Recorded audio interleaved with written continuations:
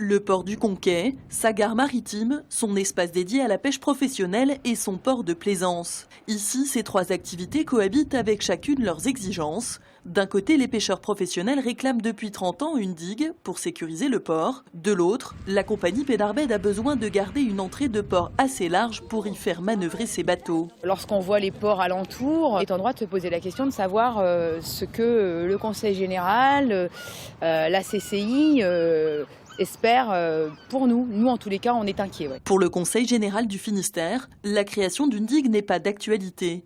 L'amélioration des conditions de travail des pêcheurs passera par la construction de pontons. Pour la partie pêche, il y a donc 4 à 5 millions d'euros qui sont prévus, programmés pour améliorer le quai de la Glacière. Et pour la partie passager, il y a à peu près la même somme pour également améliorer les conditions d'embarquement. Depuis 2008, la Chambre de commerce et d'industrie de Brest, concessionnaire du port, a investi 900 000 euros. Nouvelle grue, construction d'une déchetterie et d'une tour à glace.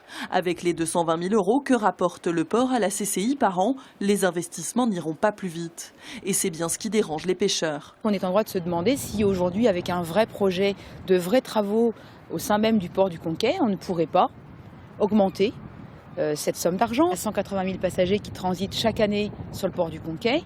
Si on réussissait sur l'espace ici que l'on occupe à libérer de la place pour d'éventuelles places de parking payantes, ça permettrait peut-être de rentrer de l'argent dans les caisses. Les représentants des pêcheurs, du Conseil général et de la CCI de Brest se rencontrent 2 fois par mois pour discuter de l'avenir du port de pêche. Si rien ne bouge, les pêcheurs n'excluent pas de bloquer à nouveau les liaisons avec les îles pendant les vacances scolaires prochaines.